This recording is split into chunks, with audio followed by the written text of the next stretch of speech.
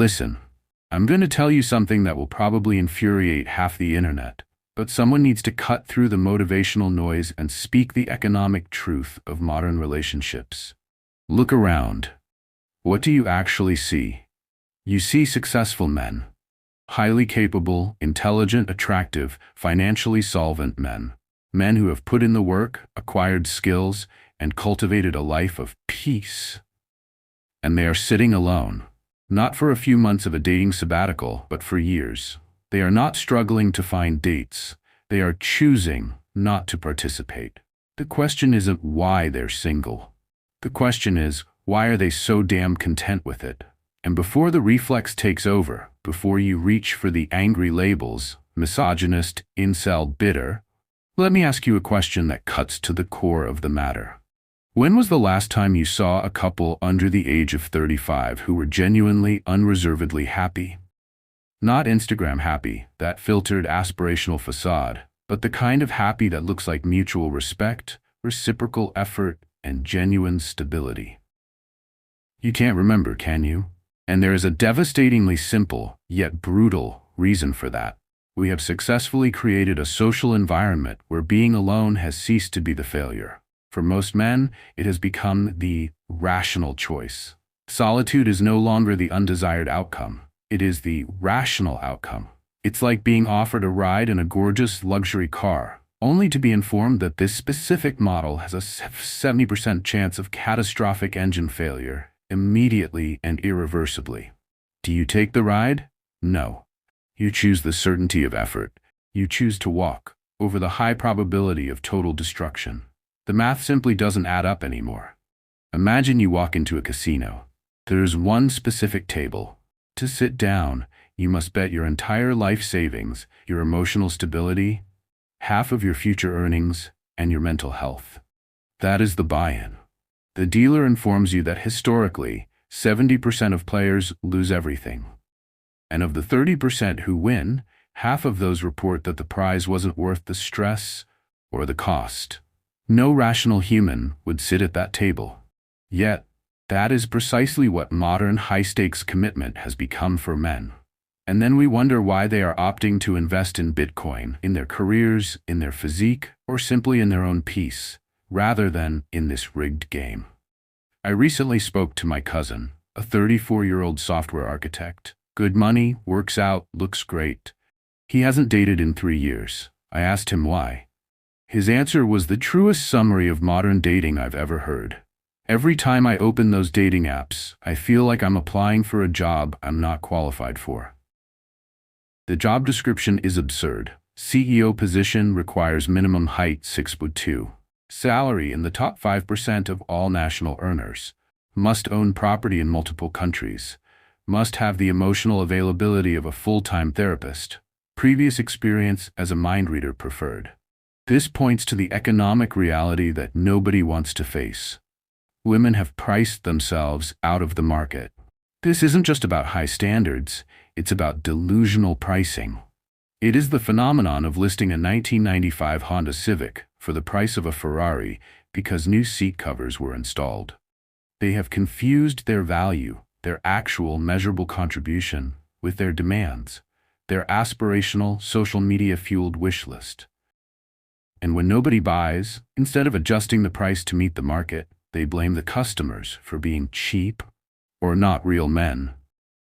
This fundamental economic misalignment is the foundational reason for the mass male withdrawal. The casino is failing because of systemic devaluation and a catastrophic breakdown in reciprocity. The most pervasive sickness in the modern dynamic is the prize mentality. It's the woman with entry-level debt demanding an entrepreneur who owns multiple properties. The woman who cannot boil water demanding a personal chef. The delusion is so widespread that the most basic functions of a partner are dismissed as insignificant. A man today can work the 60-hour week. He can be the primary provider, the repairman, the emotional bedrock, and the planner of all shared life events. And what is his reward? The cold, dismissive phrase, "That's the bare minimum." Contrast that with history. My grandfather supported a family of 5 on one salary, and for it he was treated with profound respect. His effort was met with reciprocal admiration. Now a man must be a millionaire, an athlete, a therapist, and a comedian just to receive a lukewarm acknowledgement, and even that is contingent upon continuous, escalating performance. The social climate supports this devaluation. Search for "men are trash" on social media, and you find a celebrated movement, validated by millions of likes. Search for the reverse, and it is censored as misogyny. We have successfully normalized the public, relentless disrespect of the gender we expect to build and provide for society. And we are surprised when that gender stops showing up. The consequence of this devaluation is visible in every dating anecdote. Take the 28-year-old software architect I consulted with.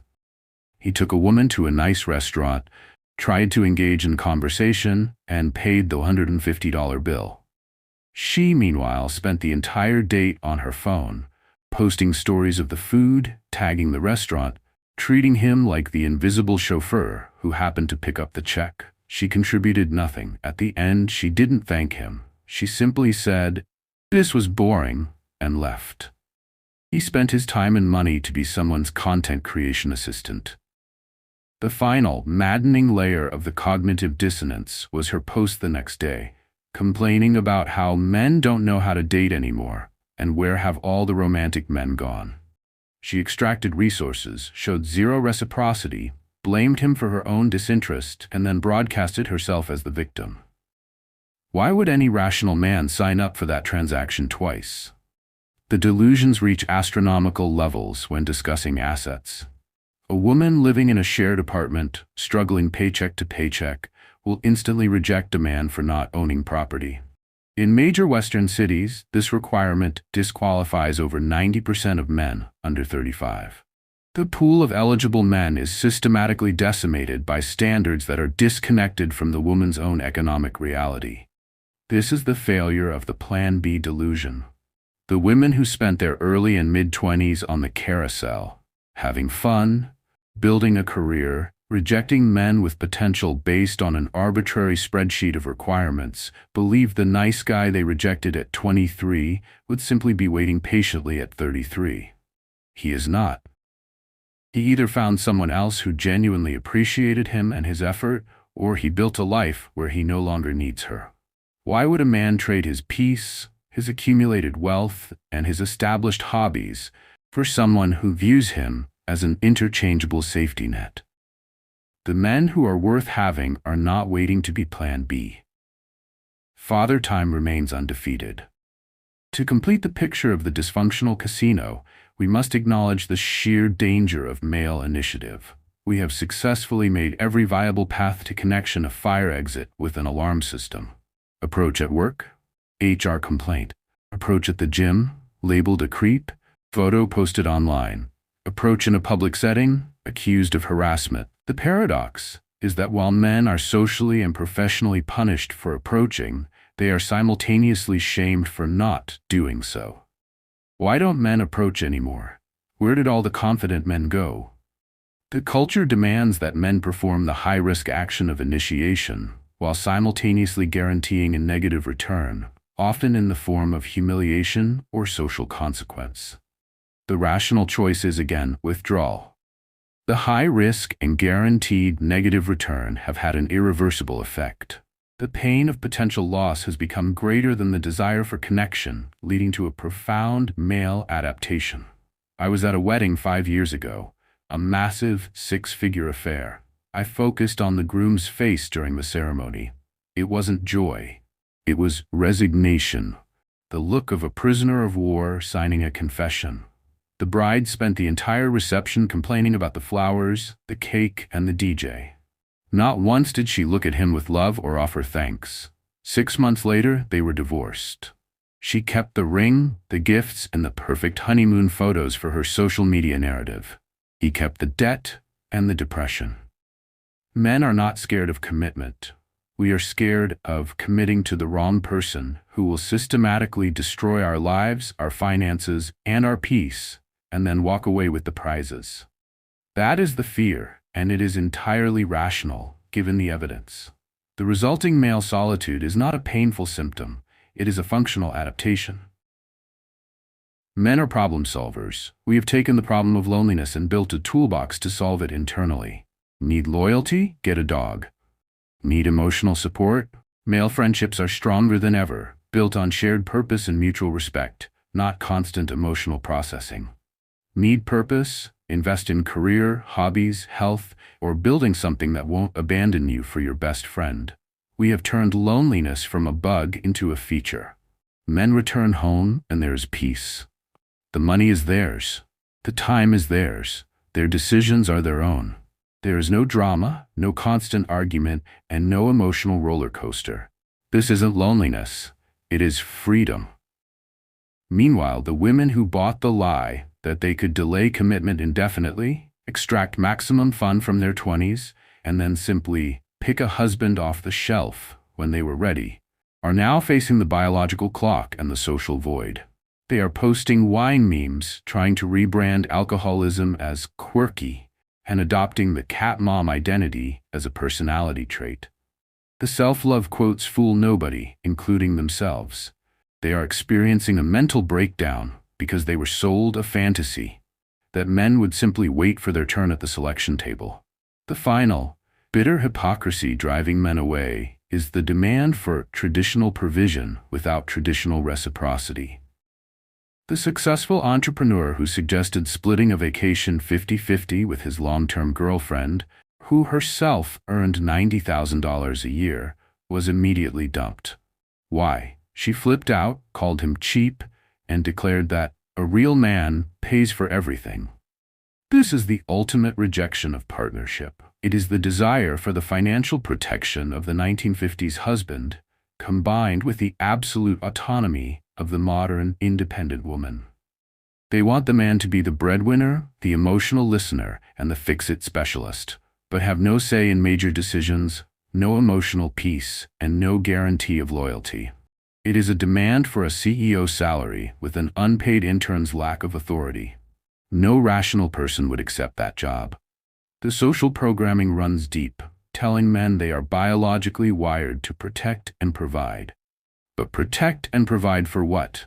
For someone who posts on social media about the uselessness of men? For someone who views him as a resource to be extracted?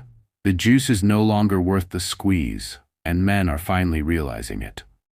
Men are staying single for years, not because they cannot find partners, but because the risk-reward ratio of modern commitment is catastrophically inverted. A critical mass of women has changed the rules of the game to such an extent, through delusional standards, systemic male disrespect, and a radical lack of reciprocity, that the rational response is complete disengagement. Men have adapted. We are fine being alone. We have built peace, purpose, and financial security in the void you created. The question is no longer about us.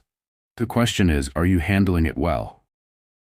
Because every year that passes, every birthday that ticks by, your options based on the market dynamics you created demonstrably shrink, while ours, the men who focused on themselves, their wealth, and their peace, continue to expand. That's not revenge. That's not bitterness. That's just reality. And reality, as history has proven time and again, is undefeated.